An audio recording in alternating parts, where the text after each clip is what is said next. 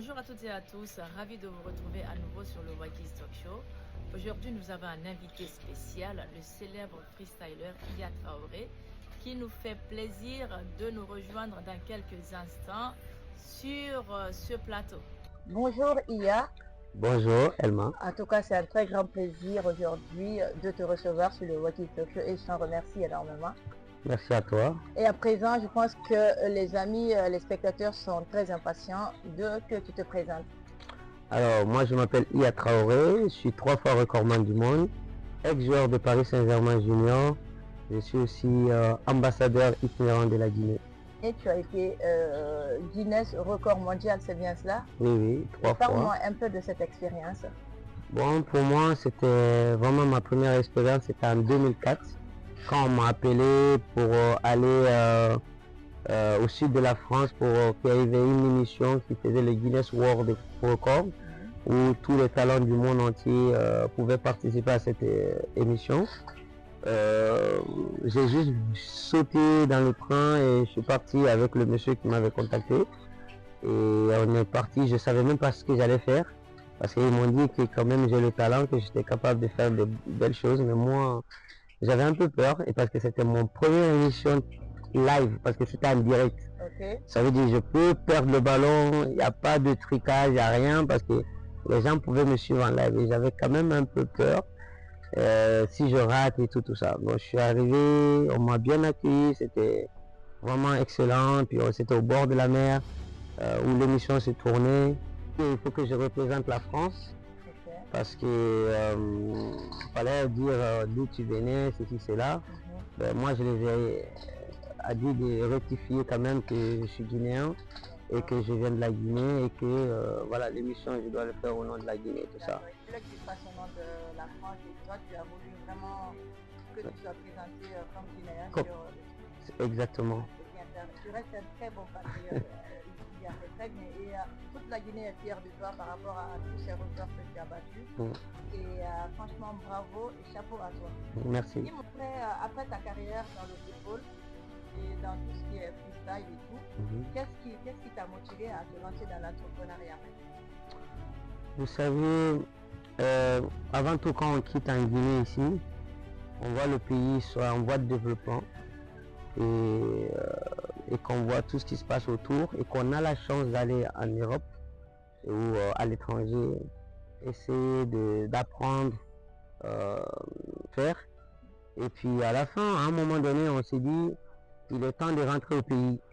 Et quand il est temps de rentrer au pays, c'est pas rentrer au pays, faire du n'importe quoi ou venir faire le pharaon et se montrer, mais surtout venir apporter quelque chose au pays parce que le pays attend de ça. Il a besoin de ses filles et fils pour développer, pour participer à ce développement. Donc je me suis dit, bon voilà, comme j'ai beaucoup voyagé, j'ai eu la chance de voyager, de travailler, de gagner un peu d'argent, même si c'est pas énorme, mais il faut que je retourne au pays, réaliser quelque chose, pas seulement que moi et ma famille puissent bénéficier, mais aussi la population puisse bénéficier parce que on est tous nés en Guinée et on doit beaucoup de choses en Guinée. Et donc dis-moi, pourquoi était-il important pour toi de créer ce projet? Parce que tu as fait vraiment un très grand projet ici sur la plage de Takonko. Et qu'est-ce qui t'a motivé? Ce qui m'a motivé, bon, déjà, je voyais que la Guinée avait besoin, au côté tourisme, de développer. On a des endroits magnifiques, super, et on n'envie pas à nos voisins ou d'autres pays. Tout ce qu'on peut trouver à l'autre côté, on les a peut-être même à mieux encore en Guinée. Mais le temps qui est favorable ici. Exactement, avec le temps, exactement. Et puis je vois toujours que ça manque encore d'engagement. On veut toujours que c'est l'État qui fasse les choses. Et tout le monde attend que l'État fasse des choses. Les gens ont peur de se lancer, de se donner. Même quand ils se lancent, mais ils le font à moitié. Et moi, j'ai pris le risque. Je dis, voilà, il faut que je vienne.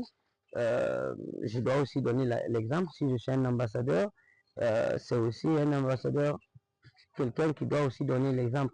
même si je n'étais pas l'ambassadeur, parce que ce projet, je l'ai commencé depuis plusieurs années, et j'allais le faire quand même, parce que pour moi, je ne peux pas dormir sans participer au développement de mon pays. Quelque chose, on doit aussi participer et aider l'État pour que notre pays soit une merveille, comme on dit, paradis. La Guinée, c'est une paradis. Notre paradis, Voilà. ça reste notre paradis, la Guinée. Exactement. Et qu'est-ce qui distingue ton espace? Parce que je vois qu'il y a vraiment pas mal de choses et tout. À ton avis, qu'est-ce qui distingue ton espace ici aux autres espaces événementiels et tout? Parce que je vois que c'est vraiment diversifié. Bon, en fait, ici, je me suis mis un peu dans tout pour que quand la population vienne, je n'ai pas visé que les adultes ou ni seulement les enfants ou les sportifs. J'ai diversifié un peu tout.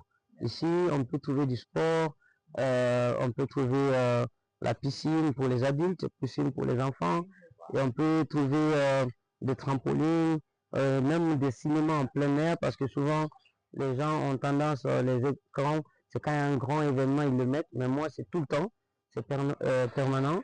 Et donc, en gros, j'essaie de mettre dans une façon que tout le monde puisse s'y retrouver. Dès que tu viens, tu trouves ton goût. Il y a des jeux de PlayStation, il y a des baby-foot, il y a plein d'autres choses. Il y a les balançoires pour les grands et pour les enfants. Et que ce soit les petits, les grands, en tout cas, cet espace, il est vraiment fait pour tous.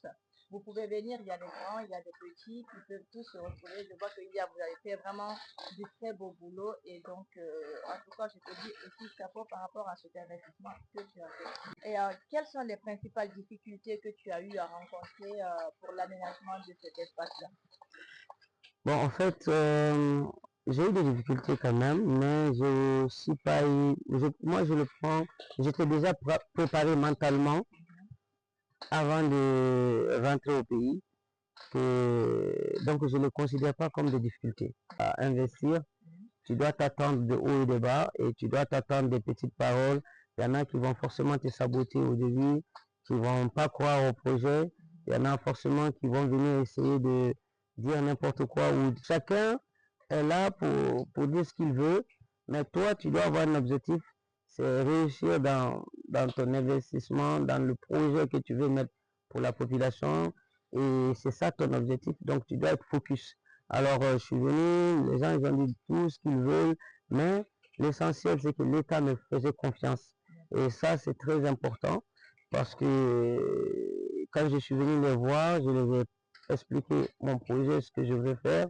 Ils m'ont soutenu en me facilitant pour que je puisse m'installer.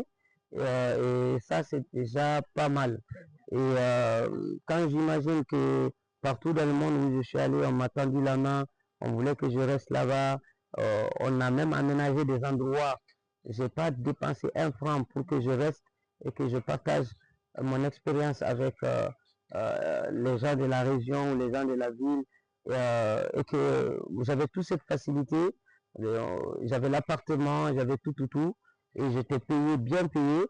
Mais j'ai fait le choix de venir en Guinée, même si je ne suis pas payé.